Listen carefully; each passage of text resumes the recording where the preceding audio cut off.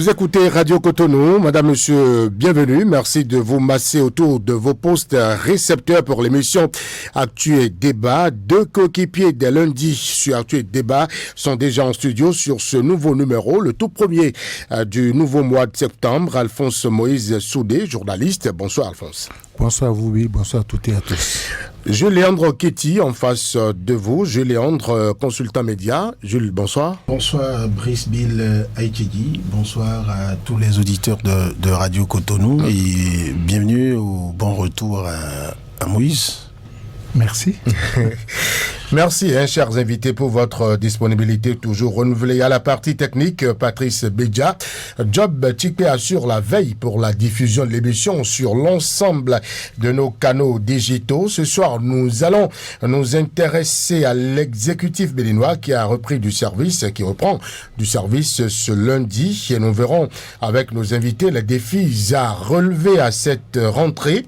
Le phénomène de suicide devenu alarmant dans nos sociétés aujourd'hui. Bonsoir, amis auditeurs, et bienvenue.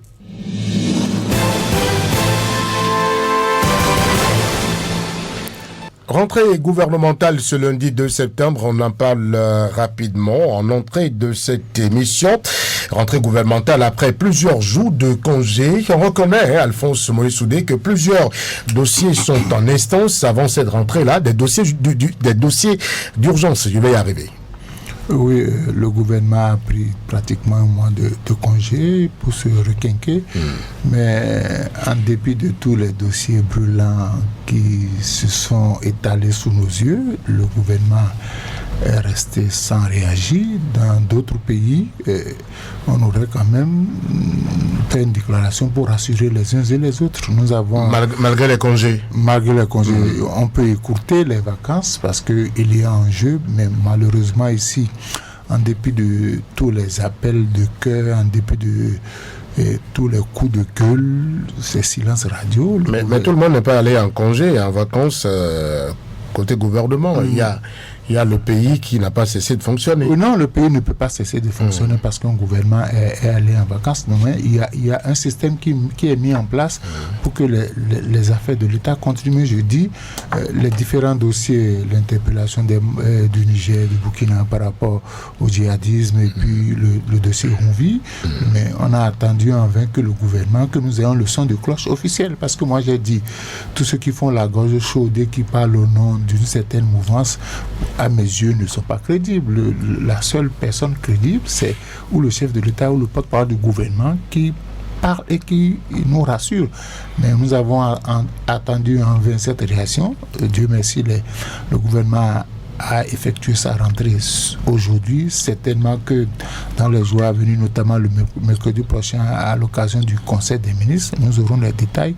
Parce que c'est vrai qu'il faut que le gouvernement réagisse, mais un gouvernement responsable ne réagit pas tant que vous n'avez pas des éléments d'appréciation. Parce que réagir, non seulement c'est pour... On aurait pu dire quelques mots pour dire le gouvernement suit de près ce qui se passe, le temps de recueillir toutes les informations et de faire les recoupements avant de prendre la parole. Maintenant qu'ils sont là, on est heureux qu'ils soient revenus en forme. Bientôt, nous serons rassurés parce que la déclaration du procureur du tribunal de Lomé au nom de l'État togolais mérite que le gouvernement béninois aussi... Sur l'affaire arrestation de Steve Amosso. Oui, mérite que le gouvernement béninois aussi se prononce et donne son argumentaire, parce qu'il y a des personnalités qui ont été épinglées. On a cité énormément de personnes, donc je voudrais que dans les jours à venir, puisqu'on n'a pas eu droit à cette assurance pendant les vacances gouvernementales, maintenant que la rentrée a commencé au niveau du gouvernement, je voudrais que très tôt on puisse rassurer les uns et les autres, parce que certains estiment que le chien aboie, la caravane passe. J'ose croire que ce n'est pas la politique adoptée par le gouvernement de mon pays. Jules, est-ce que vous êtes enthousiasmé, ne serait-ce qu'à l'idée d'être rassuré sur les sujets, les dossiers brûlants qui ont agité l'opinion publique? Vous êtes enthousiasmé aujourd'hui à cette rentrée du gouvernement? Non, je suis content que le gouvernement reprenne du service. Ça veut dire que l'intensité de l'activité gouvernementale va croître à nouveau. Et ça, puisqu'un gouvernement, c'est pourquoi on l'appelle l'exécutif, un gouvernement est au service du peuple et les besoins du peuple, les intérêts du peuple, les aspirations du peuple ne cessent de croître. Ça veut dire que il faut se réjouir que le gouvernement reprenne avec toute son équipe du boulot pour être au service de la population. Je n'avais aucune inquiétude par rapport à des dossiers sur lesquels le silence du gouvernement me faisait penser à une crainte pour le pays. Si vous citez le dossier Steve Amoussou par exemple, le silence du gouvernement ne me disait rien parce que nous sommes dans un système de séparation de pouvoir. C'est vrai que lorsque il se pose un problème entre deux nations, on a envie d'écouter les gouvernements directs, donc les membres ou les chefs des gouvernements. Mais constatez que du côté de Lomé, c'est le procureur de la République de Lomé qui a parlé. Donc, une autorité judiciaire. Vous n'auriez pas aimé écouter le gouvernement suite à la réaction de l'autorité judiciaire de Lomé? Mais je veux bien écouter le procureur spécial de la Criette au Bénin. C'est aussi une autorité judiciaire parce qu'on parlera droit, on fera le point des choses au regard de la loi. C'est-à-dire que la justice béninoise est accusée par une certaine société civile et puis la partie togolaise d'avoir fait ou d'avoir commandité une interpellation extrajudiciaire ou qui n'aurait pas été donc dans les formes qu'il faut. C'est bien que pas parallélisme des formes, que par exemple ce soit le procureur spécial de la Criette qui fasse une sortie comme il nous avait habitués à l'entendre là-dessus également. Il y a des dossiers ici où on l'a entendu faire des sorties, tous les dossiers sensibles que vous avez. Donc moi, une fois que Steve Amoussou a été présenté au procureur spécial et que son procès a été programmé pour le 7 octobre, je suppose que dans les jours à venir, le procureur spécial certainement qui était encore en train de recueillir d'autres compléments d'informations. Maintenant, vu que ça devient une affaire politique également, donc beaucoup d'acteurs politiques s'en mêlent, puisque la bataille que... Avant d'être une affaire politique, dans la réaction de Lomé, il y a eu un fonctionnaire de la présidence qui a été nommément cité. On aurait également aimé entendre le son de cloche du gouvernement, non? Non, mais le gouvernement, si par exemple il y avait déjà un procès tout de suite, le gouvernement ne serait pas écouté. Tout au plus, on demandera au cours des débats à un représentant du gouvernement ou du palais de la présidence de venir dire est-ce que ce fonctionnaire de la présidence de la République, cité par Lomé, donc bénéficiant encore de toute la présomption d'innocence, est-ce qu'il a été instruit par une autorité gouvernementale ou du palais de la présidence pour agir, si tant est qu'il a agi dans ce dossier, parce qu'il n'a fait l'objet d'aucun procès pour qu'il soit établi que ce dont on l'accuse est une vérité.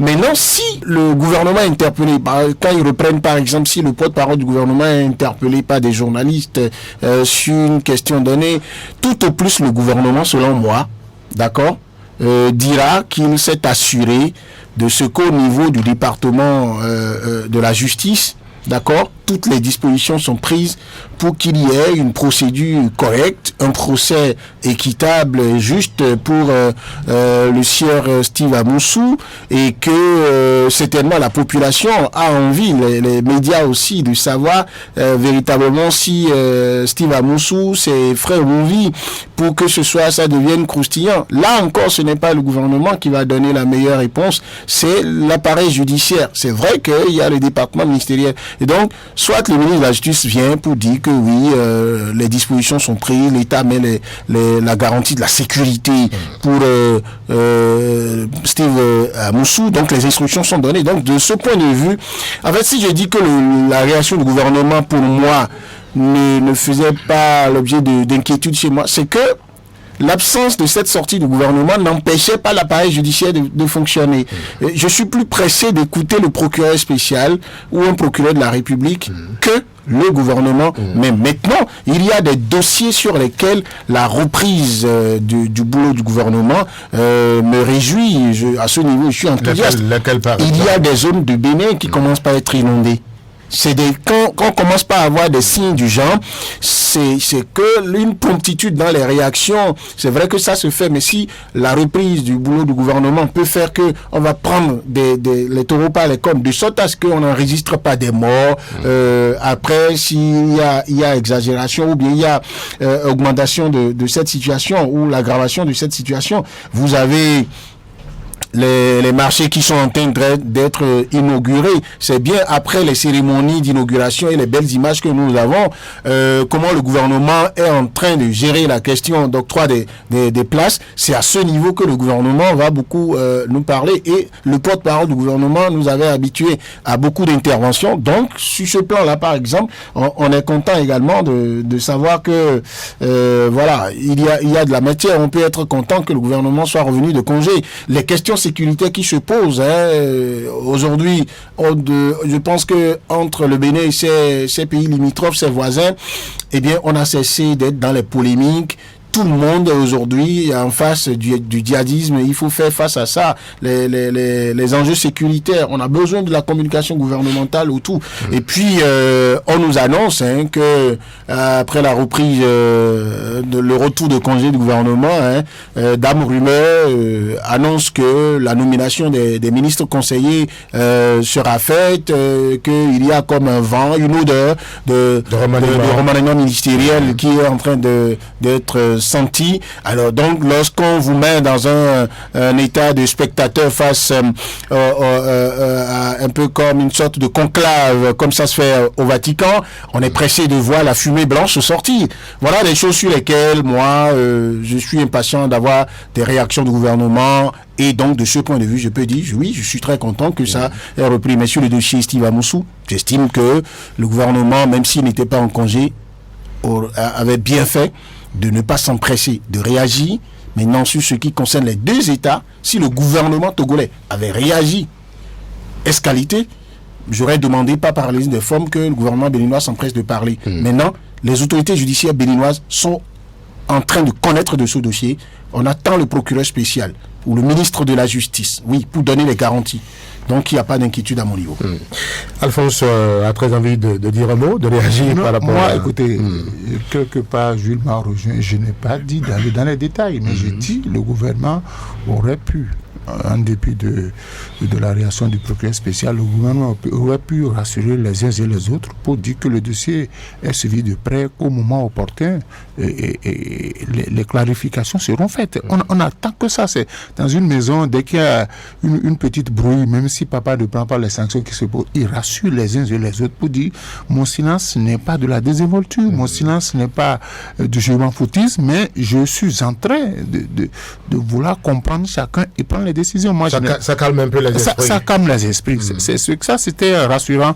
Un chef de famille rassure ses enfants, même s'il n'a pas encore tous les détails, il rassure les enfants. Le temps d'avoir tous les détails, forcément, le procureur spécial de la Criette fait partie du gouvernement. On ne me dira pas le contraire. Donc, c'est tellement que les enquêtes sont en cours pour que la réponse soit donnée au procureur de l'Oubé. Parce qu'on ne peut pas se taire. Le Bénin est un État respectable, un État respecté. Et quand on a donné des noms, et j'ai dit qu'il y a quand même quelqu'un qui occupe une place très importante dans la République, qui occupe une place très importante dans la République. Et on devrait rassurer les Béninois sur la mission qu'il joue, c'est-à-dire que lui-même, on devait le mettre en sécurité, on devait le rassurer pour dire ça, c'est les Togolais d'après leurs enquêtes.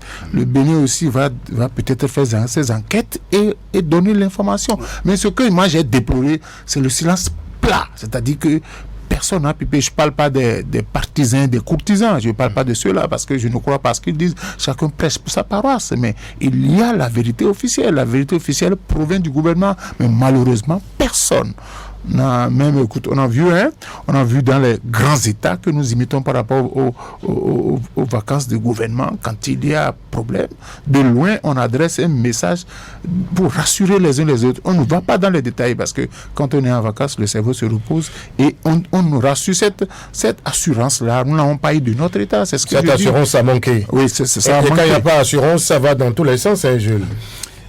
Là encore, comme c'est le cas actuellement. Même s'il y avait assurance, les règles de la démocratie autorisaient encore tous les citoyens béninois à se lever, à venir parler au micro de Radio Cotonou, à venir s'attrouper autour de la vendeuse d'orange sous un poteau électrique pour faire le parlement de rue, pour en parler. Donc, maintenant, si le gouvernement, s'il y avait des points d'ombre que le gouvernement voulait clarifier, moi je dirais qu'il y a problème.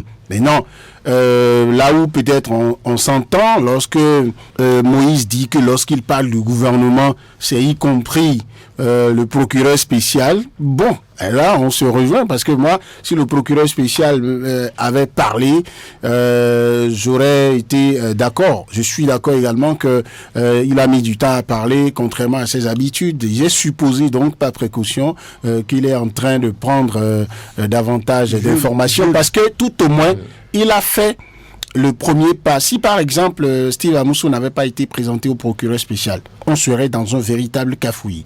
Il a été présenté et dans une procédure judiciaire, cette première comparution, ça sert à identifier l'intéressé, à ce qu'il décline son identité et qu'on lui notifie les chefs d'accusation. Ça a été fait régulièrement et ses avocats sont présentés. On a annoncé publiquement que son procès sera fait. En tout cas, il y aura une audience. La prochaine audience, c'est pour le 7 octobre. Nous ne sommes pas encore le 7 octobre.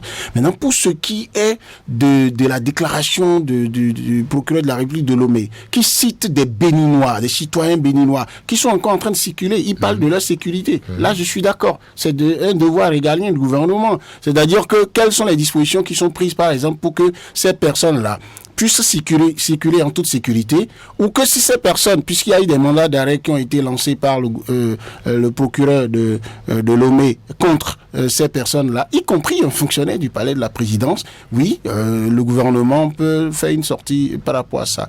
Du point de vue de la procédure judiciaire, il n'y a pas encore grave déficit d'information, mais du point de vue de l'assurance gouvernementale, bon, on se partage la préoccupation. Ils sont là maintenant, ils ont repris, on va pas tergiverser là-dessus. On va espérer simplement que le gouvernement réagisse très tôt et que, comme nous le souhaitons dans ce studio, sa déclaration ou la réaction du gouvernement reste dans les limites requises en de pareilles circonstances, de sorte à ce que personne n'accuse encore ce gouvernement de mélange de genre ou d'interférence dans l'action judiciaire, parce que déjà la position du procureur spécial garantit déjà les intérêts de l'État.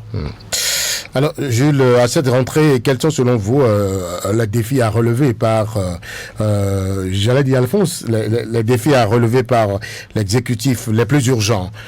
Jules a parlé d'inondations, par exemple, au Bénin, et beaucoup d'autres choses.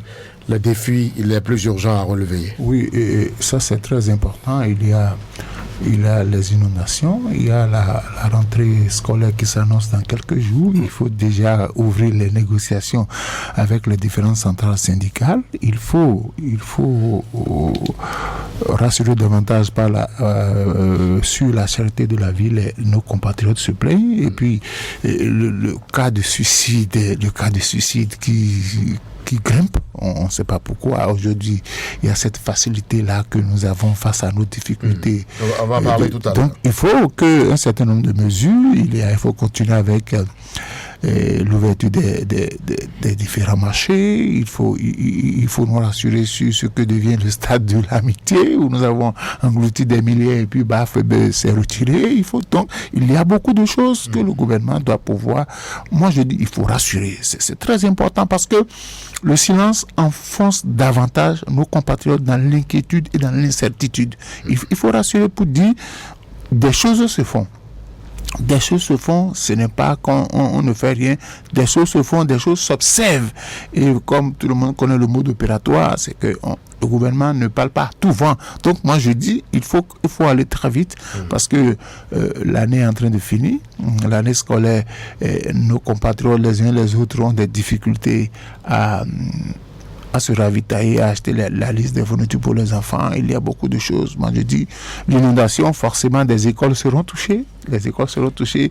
Et ces élèves qui fréquentaient ces écoles, si entre-temps on n'arrivait pas à régler les problèmes, où va-t-on les mettre? Donc voilà un certain nombre de réalités auxquelles le gouvernement doit pouvoir nous dire, voilà ce qui est fait. D'accord. Et puisque nous parlions de cette affaire-là, l'affaire frère Ronvi, nous allons aborder cette récente déclaration des centrales syndicales. Certains syndicats, visiblement pas d'accord, exige la libération de Steve Amousou. 3 centrales et confédérations syndicales s'inquiètent et dénoncent avec vigueur la forme et la méthode utilisée dans le cadre de l'interpellation de Steve Amousou. Elles exigent la libération du supposé frère Ronvi. Il s'agit, je rappelle, de la Confédération des syndicats autonomes du Bénin, la Confédération générale des travailleurs du Bénin et l'Union nationale des syndicats des travailleurs du Bénin qui ont réagi au dossier, bien sûr, du supposé frère Ronvi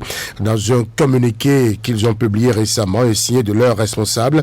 Elles fustigent le silence du gouvernement béninois et par la même occasion dénoncent la façon dont le dossier d'arrestation de Steve Amousou est conduit. On a déploré dans ce même studio, Jules, le mutisme de la société civile sur cette affaire. On pourrait dire, enfin, la réaction des syndicats. Oui, si nous sommes unanimes pour reconnaître que la société civile béninoise avait fait l'option de ne pas parler, et si nous considérons que les syndicalistes, ils agissent au nom de la société civile, eh bien, réjouissons-nous de ce que, enfin, la société civile a parlé. Après, comme je le disais l'autre fois, la société civile a parlé, c'est de l'expression de la liberté, mais il faut voir la portée sociale, mais la portée juridique également de cette sortie-là. Les syndicalistes, lorsqu'ils sortent pour réclamer les droits de l'homme, le respect des droits de l'homme, c'est-à-dire que Steve Amousou, comme tout autre citoyen, si on pense que il est convaincu de quelque fait répréhensible que ce soit, qu'il soit interpellé dans les règles de l'art. Ça, on peut l'exiger. Un syndicaliste, ça peut faire ça. Pas de souci.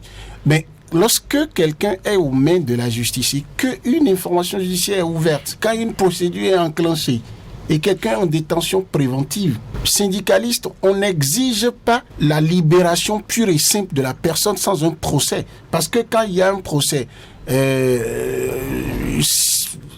ça ne veut pas dire que nécessairement la personne est reconnue coupable. Ça ne veut pas dire nécessairement que la personne ira ou restera en prison. Lorsque Steve Amousou a été présenté au procureur spécial, si le procureur spécial n'avait aucune inquiétude par rapport aux garanties de représentation de Steve Amousou, c'est-à-dire que sa bonne volonté à pouvoir se représenter devant la justice, si on le rappelait, eh bien le procureur spécial allait, suivant les tests, le mettre sous convocation, tranquillement.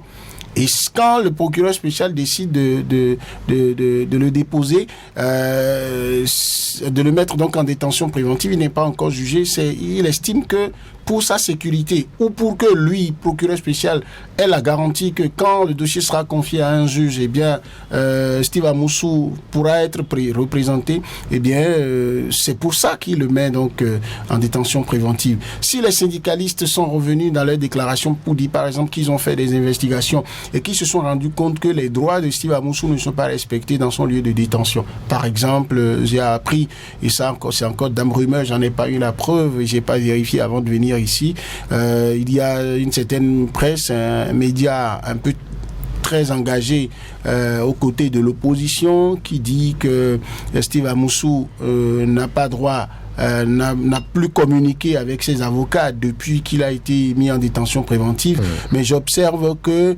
les avocats de Steve Amousou, tels que je les connais, suffisamment virulents, suffisamment libres dans le ton, et puis lorsqu'on m'annonce qu'il y a une batterie de une trentaine d'avocats commis pour Steve Amousou, qu'aucun d'entre eux n'ait levé le ton pour dire publiquement, en conférence de presse ou en communiqué ou en interview, qu'ils n'ont plus accès à leurs clients, ça veut dire que c'était de la pure rumeur. Et donc, de ce point de vue, les syndicalistes, si par exemple la justice béninoise décidait de libérer Steve Amoussou de cette façon, comment on peut qualifier ça du point au regard de la loi? Comment on peut qualifier ça au regard de... Alors qu'on a dit on le représente le 7 octobre pour que toutes les parties puissent apporter leurs moyens de défense ou d'accusation.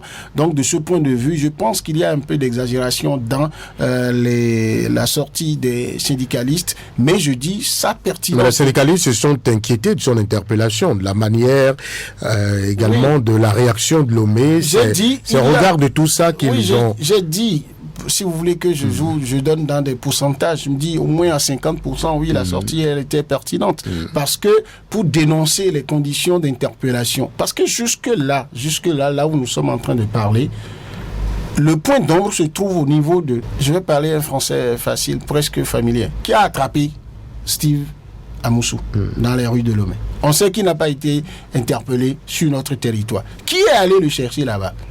Est-ce que ce sont des fonctionnaires de la police? Est-ce que ce sont des gens mandatés par la justice béninoise? Donc moi, pour les informations officielles que j'ai, c'est comme si, bon voilà, à la limite, un citoyen béninois qui séjournait ou qui résidait sur le territoire togolais, la police béninoise a eu des informations que quelqu'un comme ça est aux mains de personnes qui ne sont pas encore identifiées. La police a pris les dispositions pour récupérer celui-là et le mettre à la disposition de la justice. C'est clair que dans le procès à partir du 7 octobre, celui qui est allé interpeller Steve Amoussou, la manière dont on l'a interpellé au regard de la loi, tout sera dit. Et à ce niveau-là, les syndicalistes, quand ils finissent de dénoncer les conditions dans lesquelles il a été interpellé, le mieux pour eux, c'est de souhaiter que tout cela soit clarifié par le gouvernement béninois. C'est de souhaiter que le 7 octobre, lorsque l'audience sera faite, que ce soit dit à l'audience, qu'on explique clairement pourquoi ça a été fait de cette façon, les lois que ça viole, et que les personnes qui sont auteurs donc de cette interpellation, si l'interpellation est donc qualifiée d'arbitraire, que ces personnes qui ont opéré de cette façon-là, qui peut-être ont reçu des instructions, mais qui sont comportées autrement, que ces personnes-là puissent être châtiées à la mesure de la faute qu'ils ont commise. Et que également la justice béninoise puisse nous dire, est-ce que des discussions ont été menées au niveau de Interpol? Est-ce que les personnes contre qui les mandats d'arrêt sont décernés par le Togo, est-ce que le Bénin est prêt à déférer à ce mandat d'arrêt? Et il se pose encore un autre problème d'ordre juridique. Je ne trouve pas encore la passerelle pour mieux décrypter ça. Il y a un procès qui est ouvert à Cotonou, d'accord, contre Steve Amoussou. Alors, il y a une information judiciaire ouverte également au niveau de Lomé, où on lance des mandats d'arrêt contre des Béninois. Est-ce que le procès de Cotonou va intégrer la donne togolaise, à savoir qu'on a... Est-ce que dans ce timing-là, la loi permet que le Bénin concède que ces enfants dont les noms sont cités aillent comparaître devant la justice togolaise, ou est-ce qu'ils comparaissent devant la justice béninoise? Et dans ce cas, pour quel chef d'accusation? Parce que il faut que la justice béninoise également approuve les chefs d'accusation cités par le procureur de Lomé, pour que pour les mêmes causes, le Bénin demande à ce que Lomé, le Togo lui permette de juger ses compatriotes sur son territoire, parce que l'essentiel c'est qu'ils soient accusés. Et je crois que dans les règles qui régissent l'Interpol, il n'y a pas que l'extradition qui est la règle unique. Et encore, lorsqu'on parle d'extradition, c'est très souvent si par exemple ceux contre qui on a lancé les mandats d'arrêt là étaient des Togolais, si le Bénin était d'accord pour ces mandats, le Bénin serait amené donc à les extrader vers le Togo. Il se fait que ce sont des Béninois. Donc je présume que le Bénin n'acceptera pas ses compatriotes au Togo pour être jugés par la justice togolaise. Qu'est-ce qui va se faire? Franchement, je voudrais être prudent pour dire que oui, les syndicalistes, ils font bien d'intervenir, que tous ceux qui interviennent, je préfère les voir dans les limites de la défense des droits de l'homme et non demander à ce que celui qui est aux mains de la justice dans les règles de là, à partir de maintenant, là, soit libéré systématiquement. Parce que dans tous les pays d'ailleurs, qu'est-ce qui se passe? Lorsqu'il y a une étape d'une procédure, il y a des vices de procédure, il y a un problème, d'accord? On dénonce cette étape et on demande à l'appareil judiciaire et au gouvernement de régulariser les choses. Et je pense qu'à partir de maintenant, là, les choses sont régularisées. Maintenant, au cours du procès, on dira qui a mal fait dans l'interpellation de Steve Amoussou et celui-là pourra y répondre. On va écouter Alphonse sur la question. Vous avez certainement lu comme moi la déclaration des syndicalistes. Une bonne sortie pour vous? Vous savez, les syndicalistes comme la société civile jouent le rôle de veille citoyenne. Et quand on parle de respect des libertés des uns et des autres, respect des droits et devoirs de l'homme, je crois que c'est en amont. Moi, je ne comprends pas. C'est comme si on sort de ce studio, et Léandre et moi, et puis là, quelqu'un, des gens nous interpellent et vont nous déposer, je crois, je sais pas, à l'OSSC ou quelque part là, et puis on nous remet à la police. Est-ce que c'est normal? Est-ce que c'est normal que nous sortions de ce studio-là et puis on est au bord de la voie, un véhicule passe, arrête, nous prend, nous deux, et va nous déposer peut-être dans un commissariat, comme ça, quoi. Ça veut dire quoi? Ça veut dire quoi? Si on a besoin de nous, on en convoque en monnaie du forme. Je dis, si le Bénin avait besoin du citoyen Steve Amoussou pour ses peut-être prises de position, on le fait. On a vu quand le Bénin avait demandé qu'on extrade KGB, on a vu comment à la frontière de là, qu'on dit toutes les dispositions sécuritaires avaient été prises pour que sa sécurité soit garantie. Moi, je dis, écoutez, je ne rentre pas dans le procès, je rentre dans le principe de départ. C'est-à-dire que, imaginez un instant que les Togolais viennent chercher les Béninois dont on a cité les noms, ils viennent les chercher nuitamment et vont les déposer là-bas, et le lendemain on apprend que ceux qu'on a cités, ils se sont retrouvés là-bas. Je crois que tous les Béninois vont s'indigner pour dire, mais comment quelqu'un peut quitter son pays, venir chez nous, prendre nos compatriotes et aller les déposer là-bas sous prétexte? Non, il faut qu'on fasse attention. Je dis, le départ est faussé. Si vous jouez au football et qu'il y a la touche et que vous lancez mal, qu'est-ce que l'arbitre fait? Qu'est-ce qu'il fait? Il vous demande de reprendre ou carrément ça va au profit de l'adversaire. On ne demande que ça. Les syndicalistes, écoutez, ils sont dans leur rôle. Ils sont là pour veiller au respect des libertés, quelle que soit la personne, peu importe sa coloration politique. Je dis, les ONG qui défendent les droits de l'homme devaient faire la même chose. Les confessions religieuses qui sont dans la société pour essayer de canaliser les dérives doivent faire la même chose. Parce que on va prendre quelqu'un, après on dit qu'il se retrouve à la BEF. Est-ce que la police... Moi, c'est pourquoi j'ai dit le silence, moi ça m'inquiète. Il faut qu'on nous situe les responsabilités. Steve Amoussou est déjà dans les liens de la détention, il a une batterie d'avocats pour le défendre, je suis d'accord, mais la façon dont il a été interpellé, qui a commandité son interpellation? Est-ce que ceux qui sont allés opérer, ils ont un mandat de procureur pour opérer? Parce que ça n'arrive pas qu'aux autres. Je l'ai dit, ça n'arrive pas qu'aux autres. Ça peut arriver à n'importe qui. Vous sortez dans la rue, on vous prend. Et puis, bon, la dernière fois, on dit que par méconnaissance, on a dû interpeller quelqu'un à la place de l'autre. C'est pas bon. C'est pas bon. Parce que moi, je dis, il faut pas toujours penser que ça va arriver aux autres. Ça peut vous arriver. Si ça arrive aux autres et que vous vous taisez, quand ça va vous arriver, il n'y aura personne pour piper. Nous sommes dans un état de droit. Il faut respecter les libertés des deux et des autres. Je n'ai pas dit qu'on n'a pas le droit d'interpeller Steve Amoussou, mais on aurait pu faire dans les règles de l'art. C'est bon. Il faut qu'on fasse attention. Et vous allez voir, le gouvernement n'a pas parlé, mais ceux qui ont parlé nous ont davantage embrouillés. Ils nous ont embrouillés. C'est pourquoi moi j'ai dit, je les écoute pas, j'attends. Vous avez écouté les syndicalistes, et eux ils ont le droit de parler. Tout ce que moi je dis. Qu'est-ce qu'ils disent? Non, je pense qu'on s'entend tous. Qu'est-ce qu'ils disent? Non, moi j'aurais bien aimé entendre sur le fait que les syndicalistes demandent à ce qu'on libère Steve Amoussou à cette étape de la procédure. Parce que la façon dont il a été arrêté n'est pas la meilleure des façons. On n'arrête pas quelqu'un comme ça. Et quand on arrête quelqu'un comme ça, on régularise après. Vous savez, on ne peut pas... Non, écoutez, quand vous dites qu'on régularise... Si on les libère, comment on veut punir après ceux qui l'ont interpellé de cette façon? Si vous dites qu'on régularise, c'est que quelque part, on a été associé au départ.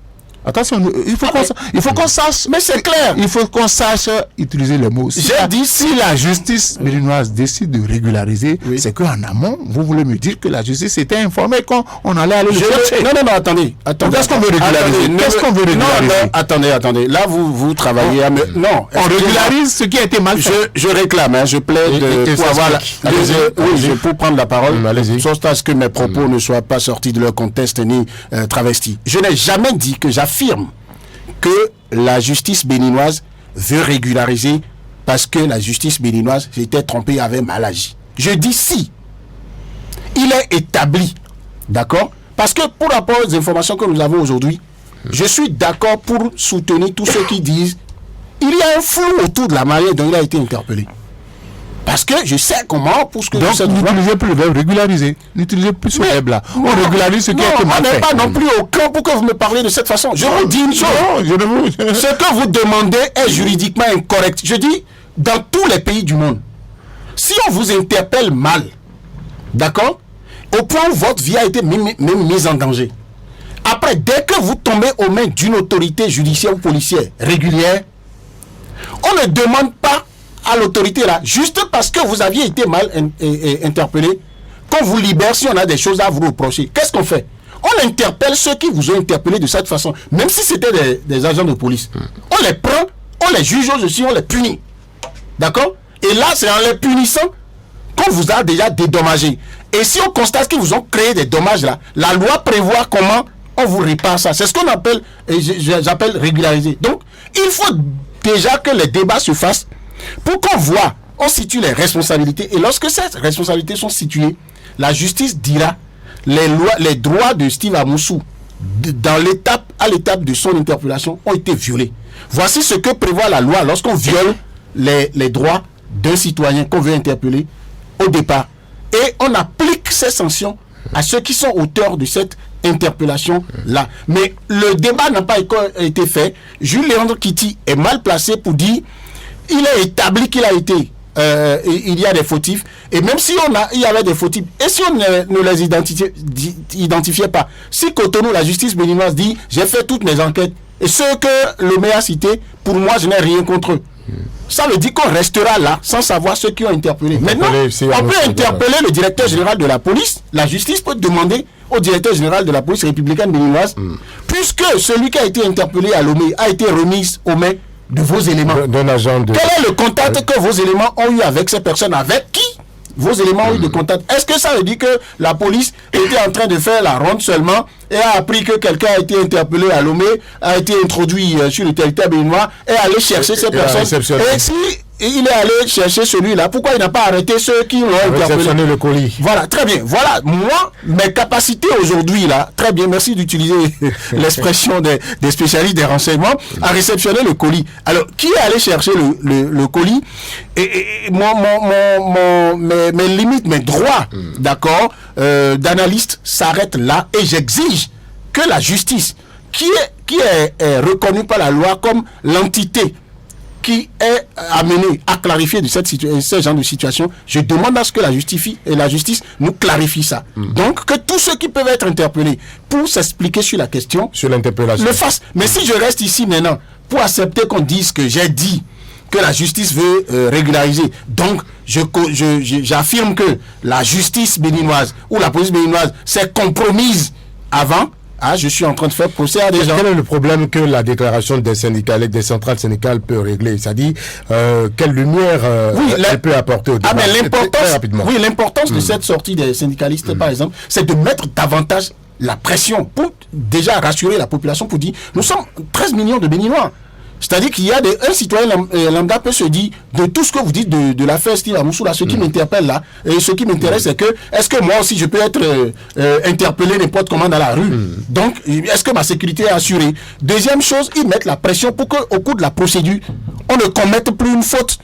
D'accord? Qu'il n'y ait plus aucune étape de la procédure où il y a du flou comme il y a du flou autour des conditions d'interpellation. Merci, Alphonse. Donc je pense que c'est... Je suis heureux que Jules dise que la justice doit chercher, punir ceux qui sont allés chercher Steve de la façon dont on les cherche. On va y aller rapidement. Mais je dis, La justice doit clarifier. Si vous savez, et si les gens sont convaincus de faute, on les punit. C'est pas moi qui juge. C'est la différence dans nos expressions. Quand vous avez parlé de Kolu, vous savez ce que ça m'a rappelé? L'interpellation. Ça vous a rappelé quoi? Quand on est allé chercher Sissi à Abidjan, c'est les forces de l'ordre, c'est un pilote béninois dans les avions béninois qui sont allés les chercher. Donc il faut dire que quand vous reprochez quelque chose à quelqu'un, dans tous les cas, vous rentrez en contact avec l'état dans lequel il s'est réfugié et vous faites les choses dans les règles de l'art. Moi je suis d'accord aussi. Je dis et je répète, chacun doit payer pour ses péchés. Mais pour que chacun paye pour ses péchés, il faut faire les choses dans les règles de l'art. Merci Alphonse Moïse Soudé. On va changer de sujet maintenant. On se retrouve juste derrière ceci.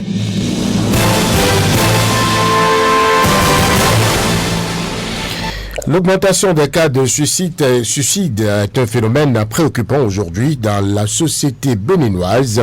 Le sujet était au cœur de l'émission Franc-Parler ce dimanche sur Radio Cotonou. Loris Davot a reçu à l'occasion professeur Dr Raymond Assogba, maître de conférence des universités du CAMES, qui a analysé la recrudescence du phénomène. Le suicide, c'est un acte par lequel un individu, face à des situations précises pour lui et inconnues de sa communauté, décide de mettre fin à sa vie. Au Bénin, le suicide est prohibé, surtout lorsque, et par les cas qui sont survenus, on dit que celui qui se suicide est non bio-renumère. Ça veut dire que il n'accède pas à la cité des ancêtres. Il n'a pas accès à l'égrégore. Voilà, professeur Dr Raymond Assogba, maître de conférence des universités du CAMES, que vous venez de suivre, Alphonse,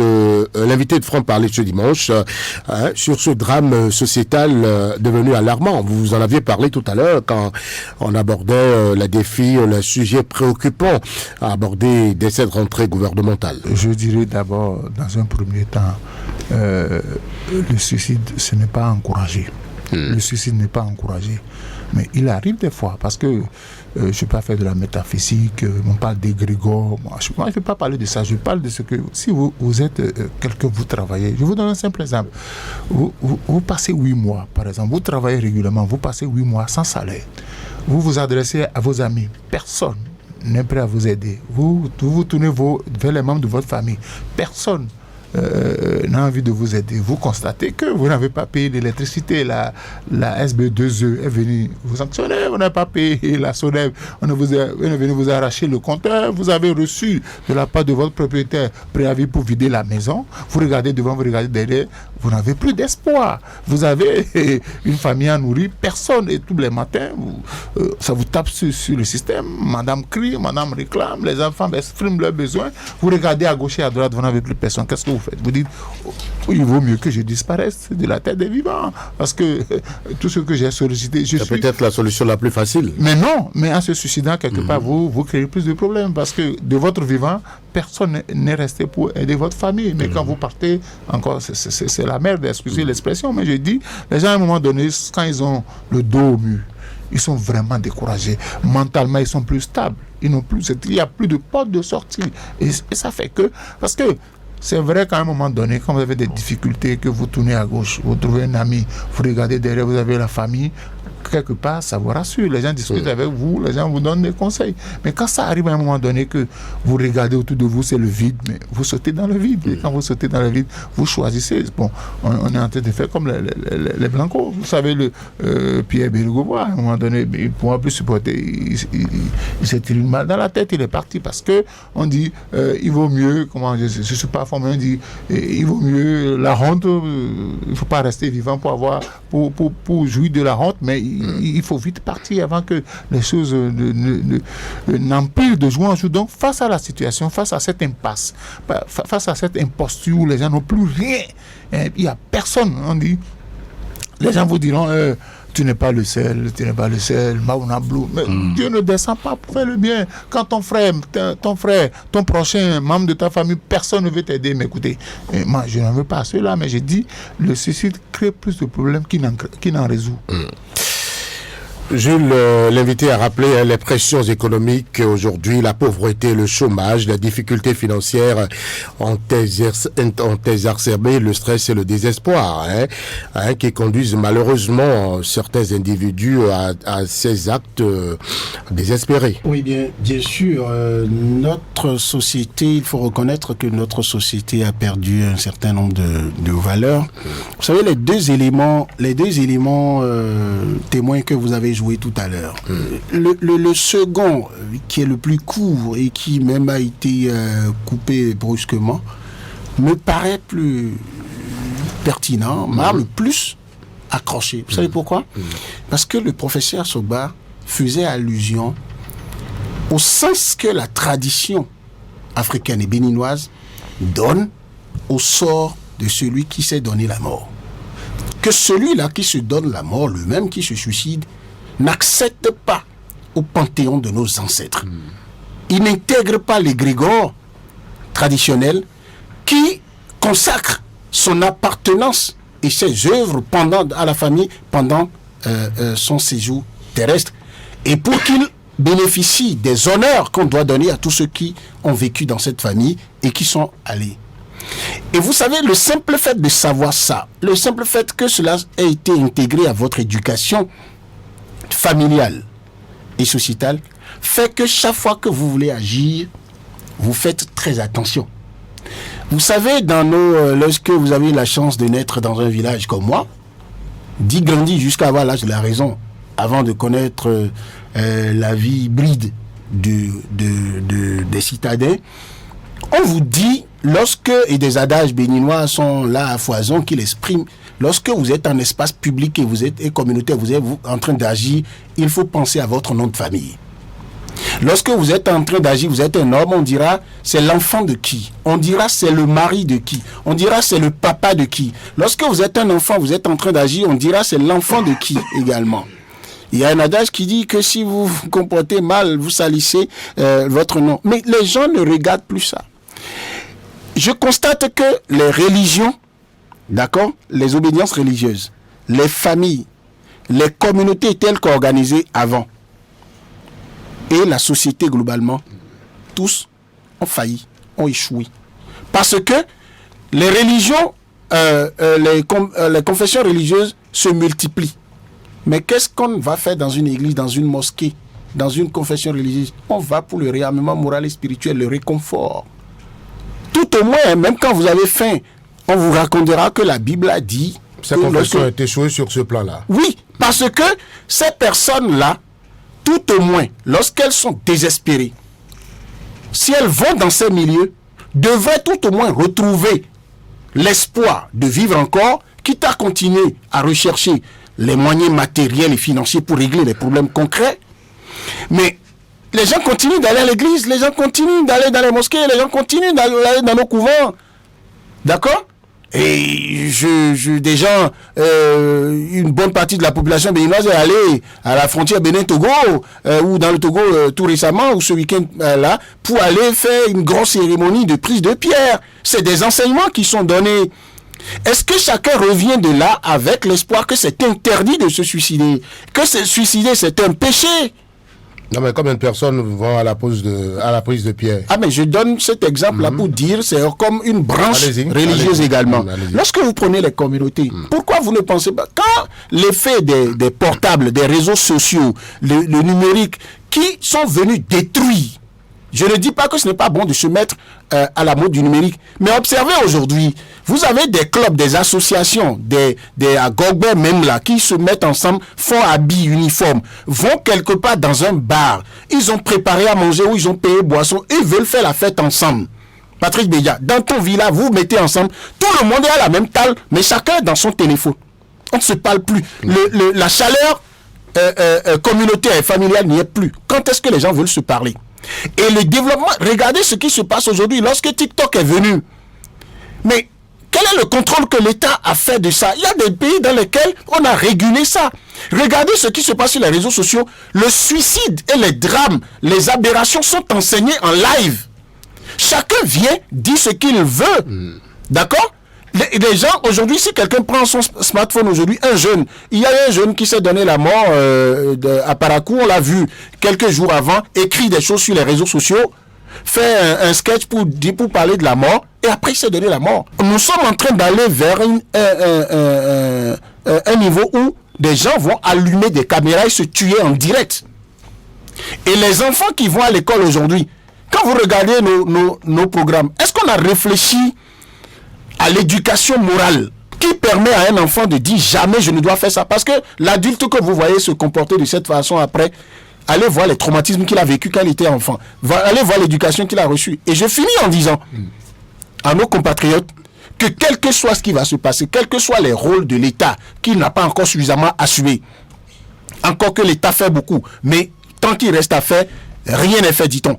Mais tant que, quel que soit le rejet dont vous faites l'objet de la part de votre famille, de votre communauté et tout, ne vous donnez jamais la mort. Parce qu'il y a toujours une possibilité de vous en sortir. Lorsque nous citons tout ce que... On vous a coupé le courant, on vous a coupé l'eau, on vous a coupé... Quand est-ce que le fait que vous ne disposez pas de l'eau potable a fait que vous avez fait 3 jours sans trouver un puits dans une communauté pour aller chercher de l'eau de puits, vous l'avez avec pour 2 semaines le temps de retrouver de l'argent pour payer. C'est des exemples, Alphonse, à donner parmi tant d'autres. Je dis ce qu'il dit est vrai. Mais ceux qui, à cause de ces difficultés-là, d'accord, se donnent la mort, ils ont tort. Mais je dis, il y a aussi dans le rôle que les médias jouent. Vous faites bien d'en parler, de mettre ça dans les sujets dont on doit débattre ici. Qu'est-ce que les médias, quelle est la marge d'émission, de production, de sensibilisation qui se fait aujourd'hui sur ces genres de questions-là, pour que quelqu'un qui se lève dans sa chambre-là, personne ne décide en 5 minutes de se suicider et exécute ça en 5 minutes. Ça n'existe pas. C'est préparé. C'est préparé. D'accord. Il a tenté plusieurs fois. Si dans sa chambre, pendant qu'il est là, il capte radio, et sur 10 radios là, il y en a plusieurs qui disent on ne doit jamais faire des choses comme ça, il ne va pas le faire. Donc moi je dis aux gens, en tout cas moi je peux vous assurer, je ne sais pas la difficulté qui viendrait maintenant et je vais refuser d'y réfléchir et pour trouver des solutions. Les gens ne se posent plus leurs problèmes. Regardez, je parle encore de finir encore sur les réseaux sociaux. Vous avez des messages qui disent celui qui a chanté, chacun n'a qu'à régler ces problèmes là. L'artiste qui a chanté ça. Regardez comment sa chanson a été reprise par tout le monde et tout le monde dansait ça. On était heureux. Mais personne n'a réfléchi pour dire, mais l'effet secondaire que ça a, l'effet dévastateur. L'individualisme. Oui. Des sentiments de solitude. Personne n'en s'est occupé. On a juste dit, l'artiste a bien chanté, ça a pris le nombre de vues. Alphonse Moïse, on regarde ce tableau qu'on vient de peindre et lui, d'appeler à l'action. Je vais vous dire une chose. Vous savez très bien que les 2 dernières semaines, j'ai été malade. J'ai vu des choses. J'ai vu des choses. Le médecin me disait, parce qu'il y avait trop de cas d'AVC, il dit ça c'est le stress. Ça c'est le stress. C'est ce qui monsieur se lève. Parce que vous voyez, il faut se mettre dans la peau de l'autre. Moi je dis écoutez, les gens vont à l'église, les gens ont le sourire aux lèvres. C'est un masque. C'est un masque. Mais ça veut dire que les dirigeants de l'église n'enseignent pas bien. Il faut laisser les gens se découvrir. Quand quelqu'un vient, je suis prêtre ou pasteur, il vient. Si je finis de parler et qu'il est incapable de dire je n'ai pas mangé aujourd'hui, de me dire ça, ça veut dire que je suis un pasteur. Très bien, excusez-moi. Tout le monde ne peut pas le dire. Non, attendez. L'église. Moïse, il va me permettre d'abuser de son temps. Regardez sur les réseaux sociaux, Facebook, j'ai commenté la fois dernière un post d'un pasteur d'une grande église évangélique au Bénin ici, qui fait des ravages dans l'Afrique également. Mais tout le temps, vous voyez 10, 12, 15 photos du pasteur dans des costumes où vous sentez qu'il a envie de montrer comment ces chaussures sont des chaussures de 500 000, ces costumes, son épouse à lui, et les grosses voitures, ce n'est que ça qu'on montre. Et j'ai demandé, mais où est Dieu? Quelle est la place que vous donnez à Dieu? Maintenant, vos fidèles qui n'arrivent pas à porter des chaussures anti-goudron de 500 francs pour venir, qui ne mangent pas, ils ne peuvent pas aller vers vous. Lorsque vous avez un pasteur, pour lui parler, il faut payer 50 000 francs. Pour lui parler, allez chercher. Même au-delà. Mais on va écouter Jules et Alphonse pour finir. Vous savez, maintenant, tout le monde rapidement n'a pas appris à demander. Tout le monde n'a pas appris à exposer ses problèmes. Parce que quand tu as posé tes problèmes à un frère, la réponse qu'il te donne, ça ne t'encourage pas d'apprendre. Moi, j'ai fait mon master en journalisme sur la prolifération des églises évangéliques à Dakar. On prêche l'évangile de la prospérité. C'est-à-dire que tu sois riche ou pauvre, plus tu donnes à Dieu, plus tu vas au paradis. Donc je dis aujourd'hui, si je donne pendant un temps, le problème, la situation ne change pas. Le problème, je change d'église. Aujourd'hui, j'ai constaté que c'est l'individualisme. C'est l'individualisme. Parce que quand vous vous trouvez dans des problèmes, il y a parfois des gens qui n'aiment pas qu'on constate qu'ils ont des problèmes. Donc, ils sont tout le temps en train de sourire, mais quand ils rentrent chez eux, vous allez voir un père de famille assis en train de regarder la télé, il fait AVC. On l'amène à l'hôpital, c'est les morts qui s'ensuivent. Donc, je dis, au-delà du suicide, les cas d'AVC se constatent tous les jours. Parce que les gens ont du mal à régler leurs problèmes. Et dans la société, les gens vous aident quand ils ont un intérêt avec vous, mais quand ils n'ont pas besoin de vous, même dans votre propre famille, vous ne pouvez pas tout le temps. Donc je dis, les gens respectent l'argent aujourd'hui, ils ne respectent pas. D'accord, donc ceux qui n'ont ni devant ni derrière, ceux qui sont fatigués de vivre, c'est vrai que moi je décourage fortement le suicide, mais nous n'avons que le verbe.